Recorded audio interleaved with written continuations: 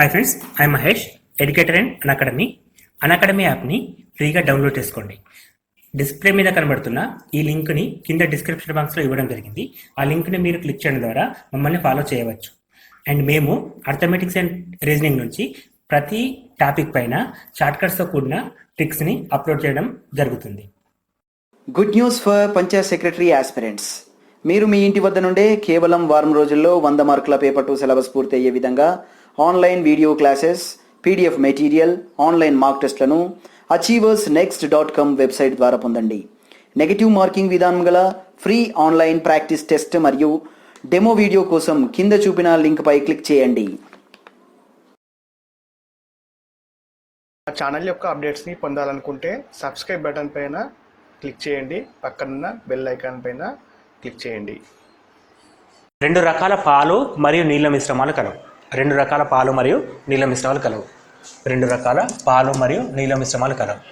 మొదటి మిశ్రమం 12 లీటర్ల మొదటి మిశ్రమంలో 5 లీటర్ల పాలు కలవు. అంటే 12 లీటర్ల మిశ్రమం, ఇందులో 5 లీటర్ల పాలు కలవు. 5 లీటర్ల పాలు, సో 7 లీటర్ల నీళ్ళు ఉన్నట్టు దాని మీనింగ్. అండ్ రెండో మిశ్రమంలో 6 లీటర్ల పాలు మరియు 12 లీటర్ల నీళ్ళు కలవు. రెండో మిశ్రమంలో 6 లీటర్ల పాలు, 12 లీటర్ల నీళ్ళు కలవు. అంటే మొత్తం మిశ్రమం ఎంత? 18 లీటర్లు. అయితే ఆ మిశ్రమాలలో పాల గాఢత ఎక్కువ కలిగింది ఏంది? అంటే దిల్ల పాల గాఢత ఎక్కువ ఉందా, దిల్ల పాల గాఢత ఎక్కువ ఉందా అంటే మనం దానికి కంపేర్ చేయాలి. ఫస్ట్ పాలు బై మొత్తం, ఇక్కడ కూడా పాలు బై మొత్తం. ఎప్పుడైతే పాలు బై మొత్తం చేసినప్పుడు 12 ఎక్కం 0.1248 వస్తుంది. 12 4 45. అండ్ ఇక్కడ వచ్చేసి 18 1 0.354 అంటాం. అంటే 18 మూల 54 కాబట్టి 0.4 సంథింగ్. గాఢత ఎక్కువ ఉంది మనకి ఓన్లీ ఏ అనే మిశ్రమంలో మాత్రం గాఢత ఎక్కువ ఉండడం జరుగుతుంది. సో ఆన్సర్ ఈజ్ మొదటిది. సో ఇక్కడ ఏం చేస్తున్నామంటే క్వశ్చన్ని జాగ్రత్తగా రాసుకోవాలి. మిశ్రమం, 2 మిశ్రమాలు కాబట్టి ఫస్ట్ ఏ అండ్ బి తీసుకున్నాం. ఫస్ట్ దాంట్లో 12 లీటర్లు ఉన్నాయి, అందులో 5 లీటర్ల పాలు, మిగిలినవి నీళ్ళు కాబట్టి 7 లీటర్స్ నీళ్ళు తీసుకుంటున్నాం. అండ్ సెకండ్ది 12 లీటర్ల నీళ్ళు, 6 లీటర్ల పాలు రాసినాం. మొత్తం కంపేర్ చేస్తే 18 వస్తుంది. సో గాఢత ఏలో ఎక్కువ ఉందంటే గాఢత ఫైండ్ అవుట్ చేయాలి. ఇక్కడ గాఢత అంటే పాలు బై మొత్తం, ఇక్కడ గాఢత అంటే పాలు బై మొత్తం. పాలు బై మొత్తం చేసినప్పుడు ఇక్కడ గాఢత ఇంత వస్తుంది, ఇక్కడ గాఢత ఇంత వస్తుంది. ఈ రెండింటిలో గాఢత ఎక్కడ ఎక్కువ ఉందంటే ఫస్ట్ దాంట్లో మాత్రమే ఎక్కువ ఉంది. యాక్చువల్గా మనకి ఇక్కడ 18 లీటర్లు కనబడుతున్నాయి, అయినా సరే ఇదే ఆన్సర్. 2 సహజ సంఖ్యల మొత్తం 64 అయినా క్రింది వాటిలో ఆ సహజ సంఖ్యల నిష్పత్తి కానిది ఏది? సో మొత్తం ఇచ్చాడు, వాటి రేషియో క్రింది వాటిలో ఏది ఉండడానికి ఛాన్స్ లేదని చెప్పి అడుగుతున్నారు. సో మనం నిష్పత్తిని మొత్తానికి కన్వర్ట్ చేసినప్పుడు, ఫర్ ఎగ్జాంపుల్ ఇక్కడ మొత్తం ఇది ఒక నిష్పత్తి తీసుకుంటే ఇదేమవుతుంది? 2x అవుతుంది, 3x అవుతుంది. ఈ రెండింటిని కూడినప్పుడు మనకి 64 రావాలి. విచ్ మీన్స్ 5 × x చేస్తే 64 రావాలి. అప్పుడు x వాల్యూ ఒక నెంబర్ రావాలి ఖచ్చితంగా. అలా రాస్తేనే అది కౌంట్ చేస్తాం. ఇక్కడ రావట్లేదు కాబట్టి కౌంట్ చేయం. మనం తీసుకునే నెంబర్ అనేది వాటి యొక్క కారణాంకాల్లో ఉండాలి, అంటే 64 యొక్క కారణాంకాల్లో ఉండాలి. For example 7 9, 7 + 9 16. 16 అనేది 64 ఒక కారణాంకం. ఇక్కడ అడిగింది కానిది ఏందని అడిగిండు. సో ఇది ఆప్షన్ కాదు. అండ్ ఇక్కడ 1 + 3 4. 4 అనేది కూడా 64 ఒక కారణాంకమే. సో ఇది కూడా కాదు. 3 + 4 7 వస్తుంది. 7 అనేది 64 కారణాంకం కాదు. అంటే సింపుల్గా చెప్పాలంటే మనకి ఇక్కడ సమ్ చేస్తే వచ్చింది, ఈ టేబుల్ క్యాన్సిల్ చేస్తే రిమైండర్ 0 కావాలి. 16 తోటి క్యాన్సిల్ చేసిన రిమైండర్ 0, 4 తోటి చేస్తే రిమైండర్ 0, బట్ 7 తోటి చేస్తే రిమైండర్ 0 కాదు కాబట్టి ఇది కావాల్సిన ఆన్సర్. అదేవిధంగా ఇది కూడా చెక్ చేద్దాం. 5 + 8 3 + 5 8. 8 టేబుల్లో కూడా 64 వస్తుంది కాబట్టి ఇది కూడా ఆన్సర్ కాదు. So required answer is only option 3 అండి. ఇక్కడ మనకి 3:4 అనేది ఆన్సర్ రావడం జరుగుతుంది. Okay, next question. A, B, C అనే 3 వ్యక్తుల వరుసగా 40 మరియు x మరియు y సంఖ్యలో బాల్ ఉన్నాయి. B తన వద్దనున్న బంతుల్లో 20 బంతులను Aకి ఇచ్చిన అనంతరం ఇంకను తన వద్ద C వద్ద కంటే సగం ఉన్నాయి, బంతులో సగం ఉన్నాయి. ఒకవేళ వారి ముగ్గురి వద్ద ఇంకను 60 బాళ్ళు ఉండుంటే వారి వద్ద గల సరాసరి 100 అయ్యేది. సో ఇక్కడ మనకి x/y నిష్పత్తి అడుగుతున్నాడు ఓవరాల్గా. ఇక్కడేమో డిఫరెంట్ కాన్సెప్ట్ మెన్షన్ చేశాడు. సో మొత్తాన్ని కలిపేసి మనం ఏమేం చేయాలంటే ఫస్ట్ ఏబీసీలు క్లియర్గా రాసుకుందాం. ABC, ఏ వద్ద 40 బాల్ ఉన్నాయి, B వద్ద x, C వద్ద y బాల్స్ ఉన్నాయి. అండ్ మనకి యావరేజ్ కావాలి. యావరేజ్ కావాలంటే ఫస్ట్ ఇక్కడ 100 అని ఇచ్చాడు, కానీ 100 అనేది డైరెక్ట్ యావరేజ్ కాదు, ఇది కండిషన్ బేస్ మీద ఇచ్చిండు.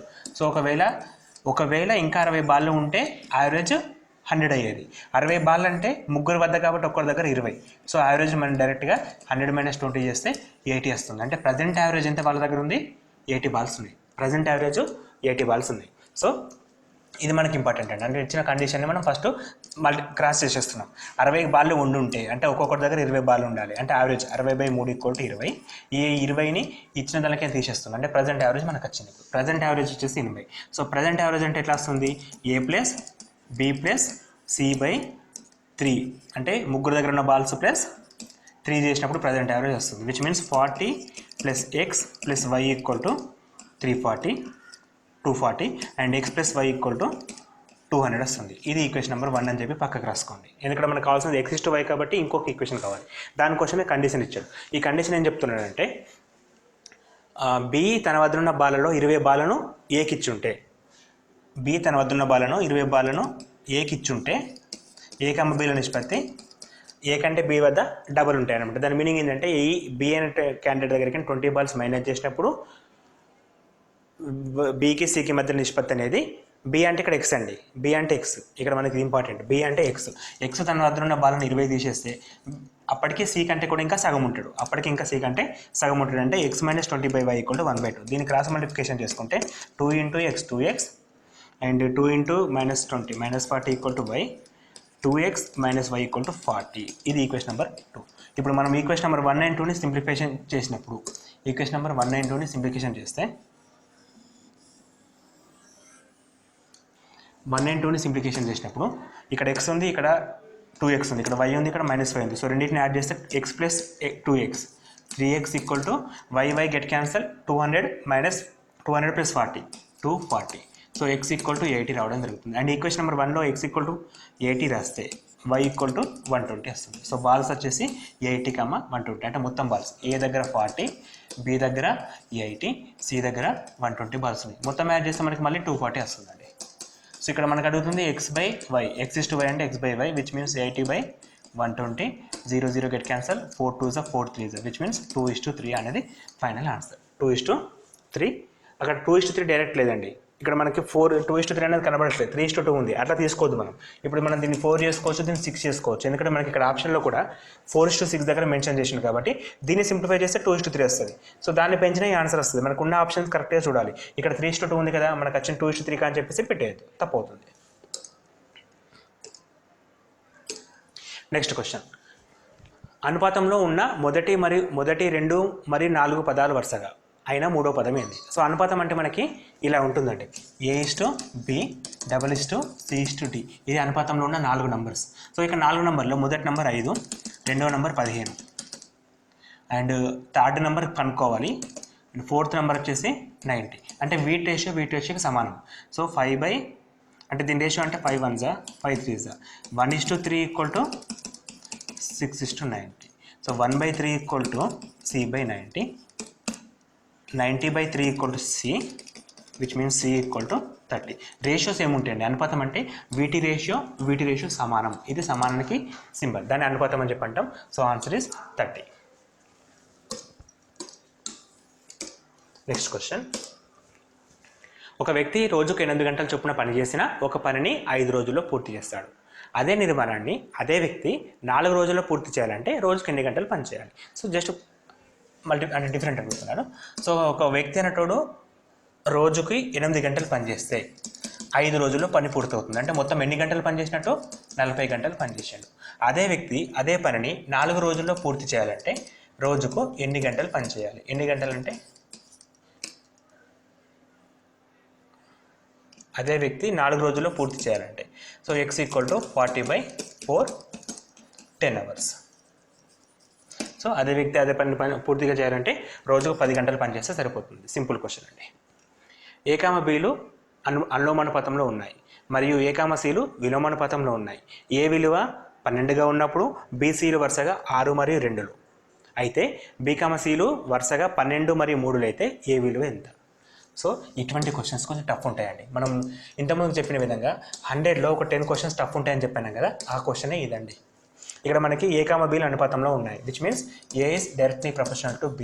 ఇంకా చెప్పాలంటే so A is directly proportional to B రాద్దాం. నెక్స్ట్ A, Cలు విలోమానుపాతంలో ఉన్నాయి.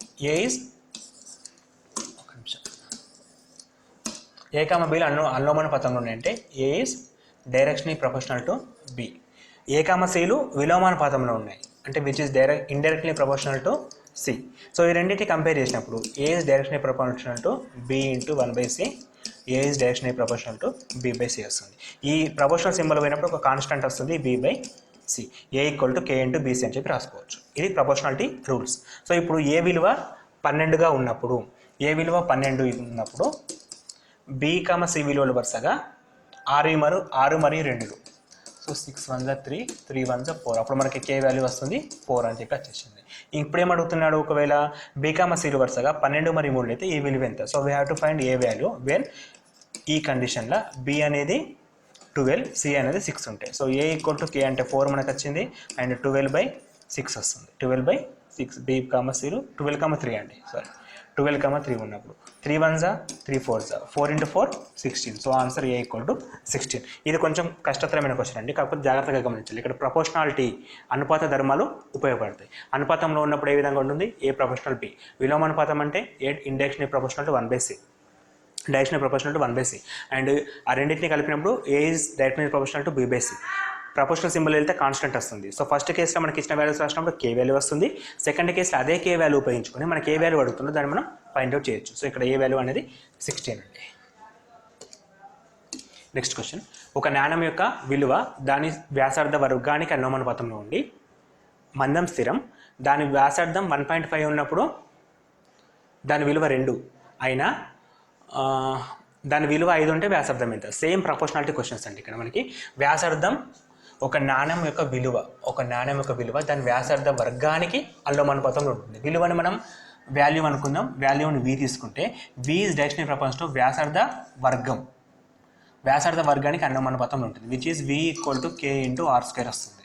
సో ఇక్కడ మనం విలువ 2 ఇచ్చాడు ఫస్ట్ కేసులో. కే ఇంటూ ఆర్ అంటే 1.5 whole square. So K equal to ఎంత వస్తుంది మనకి 2/1.5 స్క్వేర్ వస్తుంది. 2/1.5 స్క్వేర్ వస్తుంది.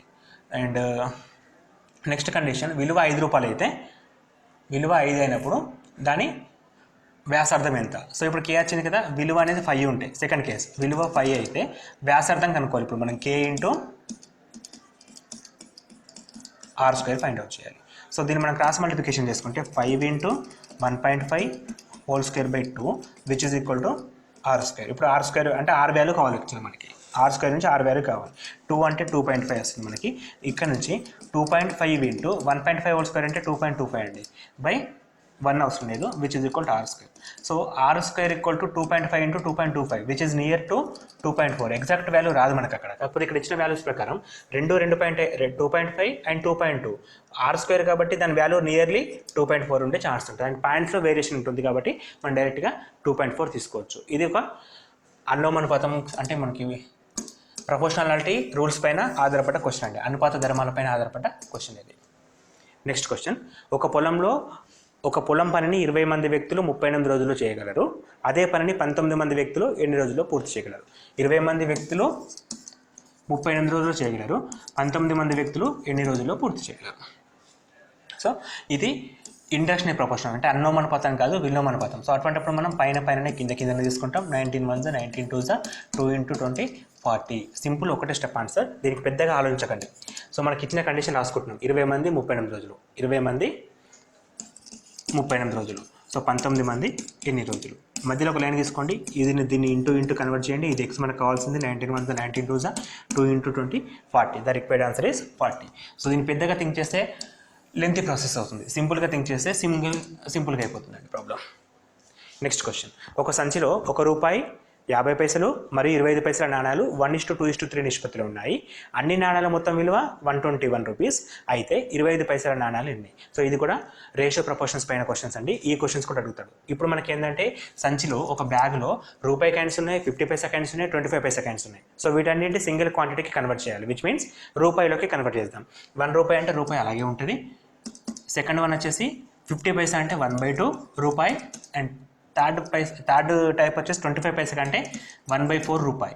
సో ₹1కి 1, ½ పైసలు 2 ఉంటాయి, చారణాలు 25 పైసలు 4 ఉంటాయి. సో 1/4 వస్తుంది అక్కడ. అన్ని కూడా రూపాయలోకి కన్వర్ట్ చేసినాం మనం.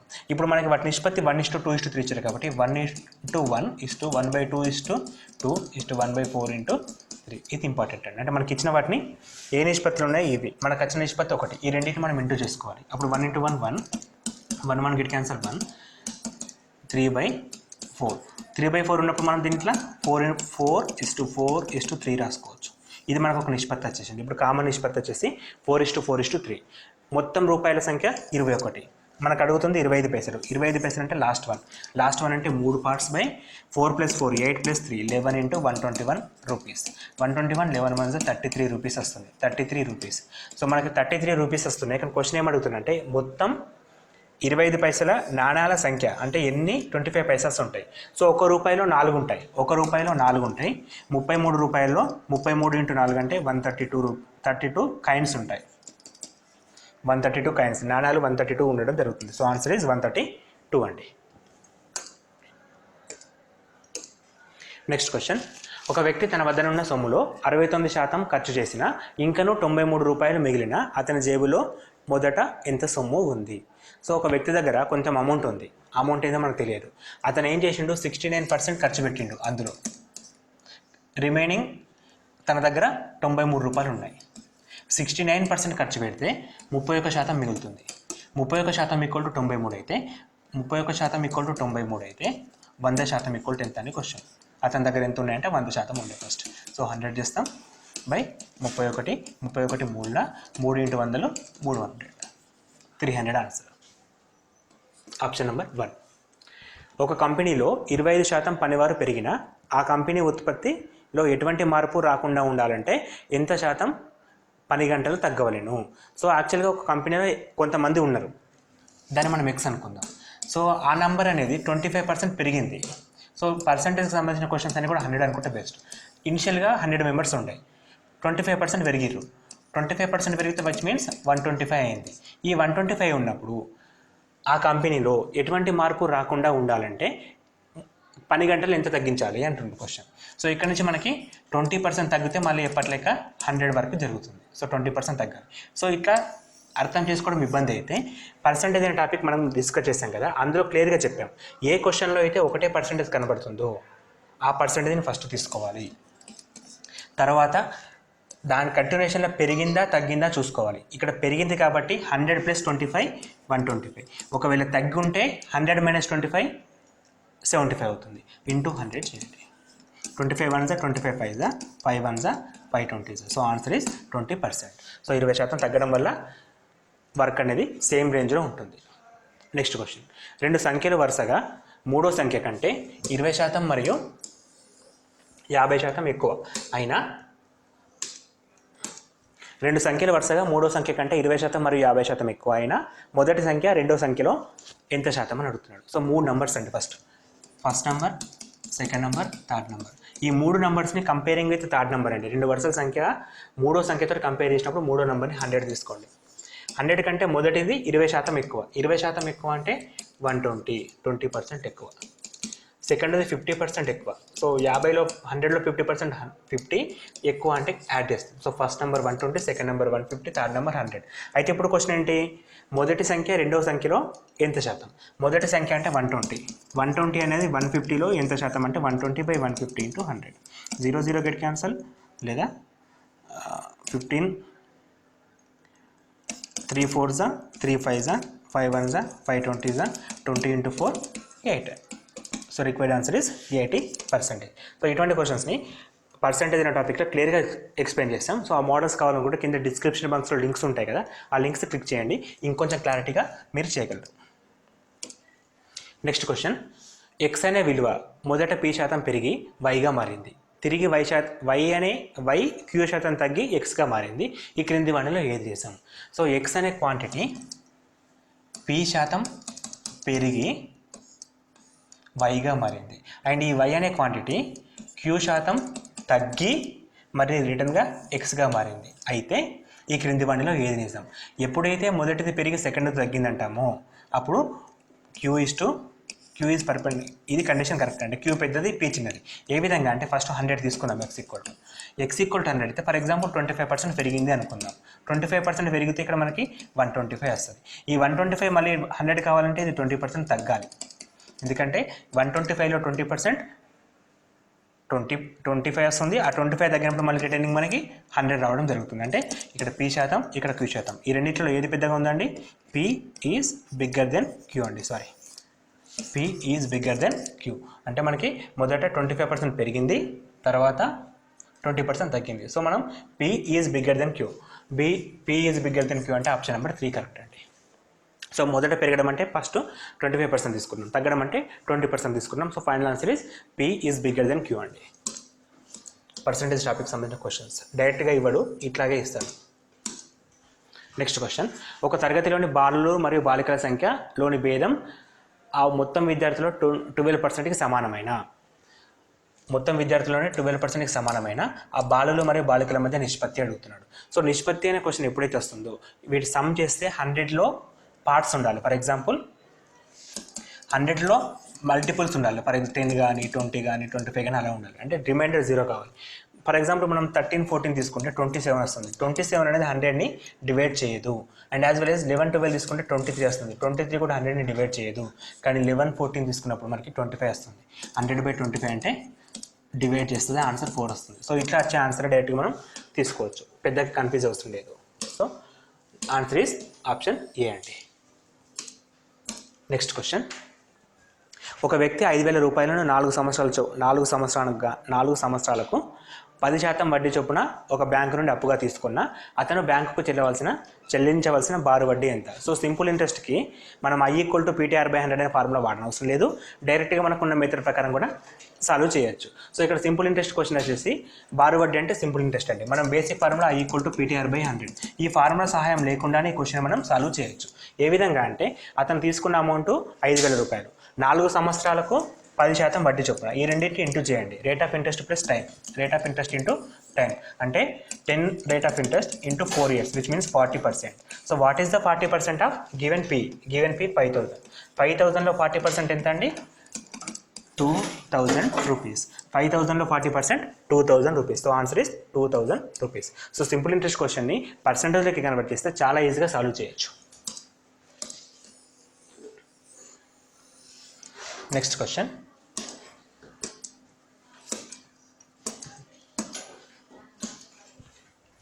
ఒక వ్యక్తి 2 సంవత్సరాలకు 10% వడ్డీ చొప్పున కొంత సొమ్మును ఒక బ్యాంకు నుంచి అప్పుగా తీసుకునేను.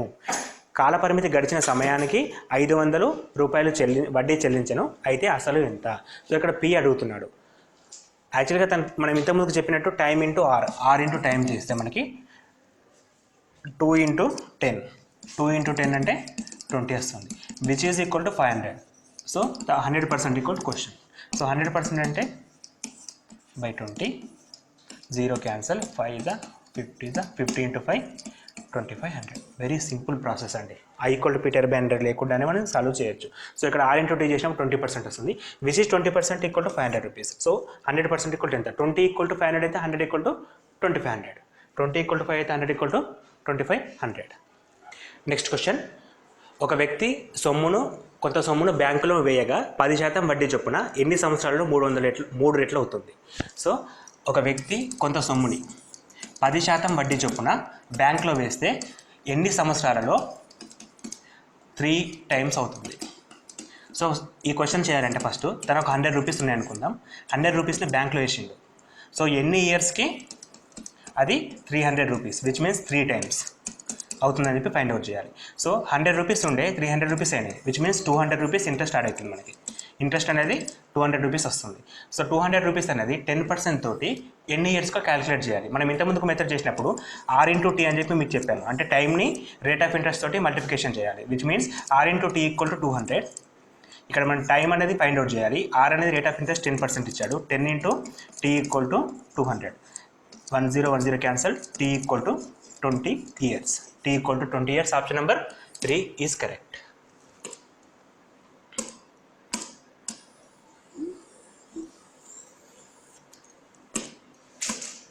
నెక్స్ట్ క్వశ్చన్, కొంత సొమ్ము 8 సంవత్సరాల్లో 2 రెట్లైన 3 రెట్లు కావడానికి ఎన్ని సంవత్సరాలు పట్టుతుంది? సో కొంత సొమ్ము అంటే ఎక్స్ అనుకుందామండి, లేదా 100 అనుకుందాం.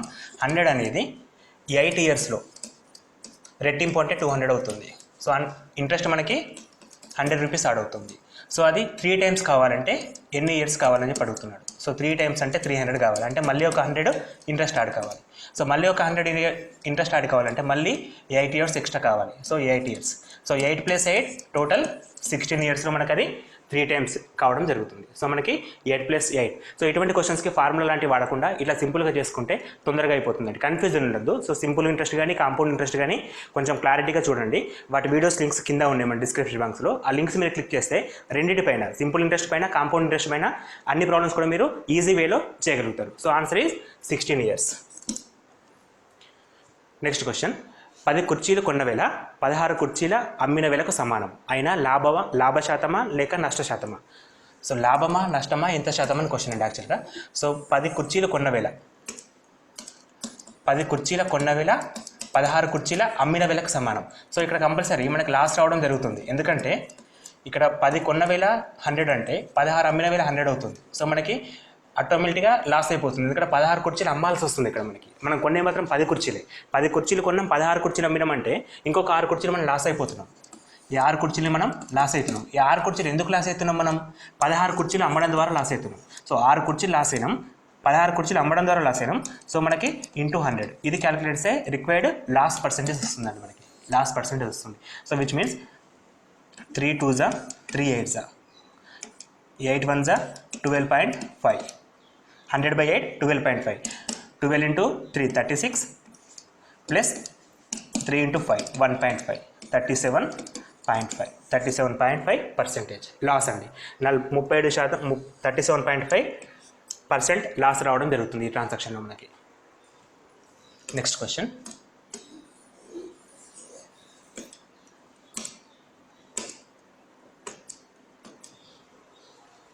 ఒక వ్యక్తి ఒక కంప్యూటర్ను 44,000కు అమ్మడం ద్వారా 12% నష్టం పొందాడు. అయినా కంప్యూటర్ యొక్క కొన్న వేల ఎంత? సో తనకి 44,000 అమ్మితే 12% లాస్ వచ్చింది మనకి. సో కొన్న వేల ఎంత అని అడుగుతున్నాడు. సో కొన్న వేలని మనం 100 అనుకుంటే 12% loss, which means 88%. 88% equal to 44,000. 100% equal to what? ఇక్కడ మనం ఎటువంటి ఫార్ములాస్ వాడమండి, జస్ట్ జనరల్గా థింక్ చేసి ఆన్సర్ చేస్తే సరిపోతుంది మనకి. So which means 44,000 into 100/88. 44 1s 44 2s 2 1s 2 5s 50 into 1 50,000. So మనకి 50,000 రూపాయలు అనేది ఆన్సర్ వస్తుంది. సో ఒకవేళ 50,000 రూపాయలకు కొని 12% నష్టానికి అమ్మడం ద్వారా అది 44,000కి లాస్ కావడం జరుగుతుంది, అమ్మడం జరుగుతుంది. So answer is 50,000. Next question. ఒక అవినీతి వ్యాపారస్తుడు కొన్న వేలకే అమ్ముతానన్నాడు. 1 కేజీకి బదులు 900 గ్రాములు మాత్రమే ఇచ్చిన లాభ శాతం ఎంత? సో ఇది మనం జనరల్గా చూస్తూ ఉంటామండి. సో తను ఏంటంటే మనకి 1 కేజీ వెయిట్ వేస్తున్నా అని చెప్పేసి తక్కువ వెయిట్ వేస్తాడు. ఎంత వేస్తుండే అంటే 900 గ్రామ్స్ మాత్రమే వేస్తుండు. సో ఈ ట్రాన్సాక్షన్ అతనికి ఖచ్చితంగా లాభం రావడం జరుగుతుంది. సో అతనికి లాభం రావడం జరుగుతుంది. సో లాభం అనేది ఎంత వస్తుందంటే 100 గ్రామ్స్ లాభం వస్తుందండి. 100 గ్రామ్స్ లాభం వస్తుంది. ఈ 100 గ్రామ్స్ లాభం ఎందుకు వస్తుందంటే తను 900 గ్రామ్స్ అమ్మడం ద్వారా తనకి 100 గ్రామ్స్ లాభం వస్తుంది. అంటే ప్రతి 900 గ్రాములు అమ్మడం ద్వారా తను 1 కేజీ అంటే 100 గ్రామ్స్ని లాభం పొందడం జరుగుతుంది. సో మనకి ఒక 100 గ్రామ్స్ లాభము బై ఎంత అమ్మిండుతున్నాం 900 grams into 100. 00 get cancel. 9 1s 1/9. So 11 1/9%. Profit is 11 1/9%. Next question.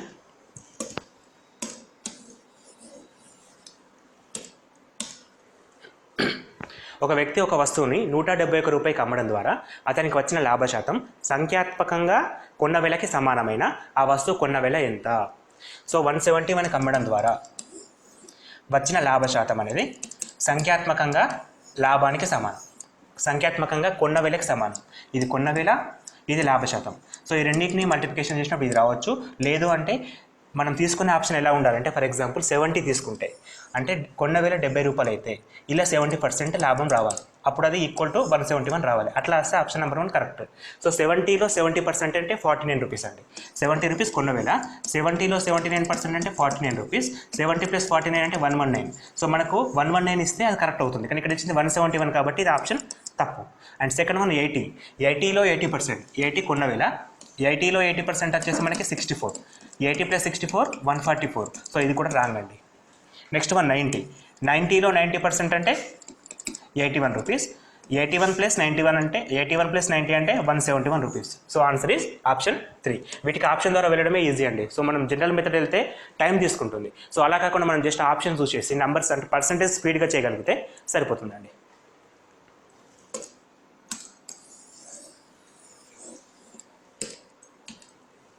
Next question, ఒక వ్యక్తి ఒక వస్తువును 180 రూపాయలకు అమ్మడం ద్వారా 10% నష్టం వచ్చెను. అదే వస్తువును 20% లాభం రావాలంటే ఎంతకు అమ్మాలి? ఓకే, 180 రూపాయలకి అమ్మితే 10% నష్టపోతుండు, 20% లాభం రావాలంటే ఎంతకు అమ్మాలి? సో నష్టము అంటే 100 తీసేస్తామండి. 100 తీసేస్తాం 90% ఈక్వల్ టు 180 రూపీస్. 20% లాభం రావాలంటే 100కి యాడ్ చేయాలి, 120 ఈక్వల్ టు వాట్? సో ఎటువంటి ఫార్ములా మనకు అవసరం లేదు ఇక్కడ. జస్ట్ 180 క్రాస్ మల్టిప్లికేషన్లో 180 × 120/90. 0 0 గెట్ క్యాన్సల్. 9 1 9 2 2 × 12 24 పక్కన 0 240 రూపీస్. సో 240 రూపీస్కి అమ్మితే దానికి 20% లాభం రావడం జరుగుతుంది. యాక్చువల్గా కొన్న వేళ ఆ వస్తువు ధర ఎంత అంటే 100% క్యాలిక్యులేట్ చేయాలి. అప్పుడు మనం ఇది అడగలేదు, ఒకవేళ అడిగితే ఇలా కూడా చేయొచ్చు. సో ఇది కొన్న వేళ అనమాట, ఇది నష్టం, ఇది కొన్న వేళ. అప్పుడు మళ్ళీ క్రాస్ మల్టిప్లికేషన్ చేస్తే 180 × 100/90. 90 1 92 విచ్ మీన్స్ 200. 200 రూపీస్ కొన్నాడు, 180 రూపీస్కి అమ్మిండంటే 10% లాస్, 20% లాభం రావాలంటే 240 రూపీస్. సో మనకి ఏ విధంగా అడిగినా సరే ఈ జనరల్ మెథడ్ ద్వారా చేయొచ్చు మనకి. సో ప్రాబ్లమ్స్ అన్నీ కూడా ఈ విధంగానే ఉంటాయి. మనం అనవసరంగా కన్ఫ్యూజ్ అయిపోయి ఏదో ఫార్ములా అని చెప్పేసి కన్ఫ్యూజ్ కాకుండా బేసిక్స్ బాగా చదవాలి. సో ఈ బేసిక్స్ వచ్చేసి మనకి పర్సంటేజ్ అనే టాపిక్లో క్లియర్గా ఎక్స్ప్లెయిన్ చేస్తామండి. దాని లింక్ కింద డిస్క్రిప్షన్ బాక్స్లో ఉంది, మీరు ఒకసారి చూడండి. ఈ వీడియో చూసిన తర్వాత కింద డిస్క్రిప్షన్ బాక్స్లో ఓపెన్ చేస్తే ప్రతి టాపిక్ సంబంధించిన లింక్స్ ఉంటాయి. వాటి వీడియోని చూడడం ద్వారా అసలు మనం మోడల్ పేపర్ అనేది ఎప్పుడు చేయాలంటే సబ్జెక్ట్ చదివిన తర్వాత చేయాలి. సబ్జెక్ట్ కోసం ప్రతి టాపిక్ పైన వీడియో పెట్టాం. సో మీరు ఆ వీడియో చూస్తే ఆటోమేటిక్గా మోడల్ పేపర్ మీరే ఈజీగా చేయగలుగుతారండి. నెక్స్ట్ క్వశ్చన్, ఒక వ్యక్తి కొంత దూరాన్ని 50 కిలోమీటర్ల వేగంతో ప్రయాణిస్తూ 8 గంటల్లో చేరుకున్నాడు. అంతే దూరాన్ని 5 గంటల్లోనే చేరుకోవాలంటే అతని ఎంత వేగంతో ప్రయాణించాలి? సో ఇక్కడ దూరం మనకి ఇవ్వలేదు, దూరం ఈజ్ కాన్స్టెంట్. అంటే ఫస్ట్ కేసులో సెకండ్ కేసులో దూరం అనేది కాన్స్టెంట్. ఫస్ట్ కేసు వచ్చేసి 50 km/h తోటి 8 గంటలు ప్రయాణించాడు. అంటే 50 km/h వేగంతో 8 గంటలు ప్రయాణించాడు, విచ్ మీన్స్ మొత్తం దూరం వచ్చేసి 400. ఇప్పుడు ఈ 400 దూరాన్ని సేమ్ దూరం కాబట్టి 5 గంటల్లోనే రీచ్ కావాలి. 5 గంటల్లోనే రీచ్ కావాలంటే బై 5 చేయండి. బై 5 చేస్తే మళ్ళీ మనకి 80 రావడం జరుగుతుంది. అంటే 80 km/h వేగంతో వెళ్తే తను 400 కిలోమీటర్ దూరాన్ని కేవలం 5 గంటల్లో మాత్రమే చేరుకుంటాడు. సో దాని స్పీడ్ వచ్చేసి 80 km/h.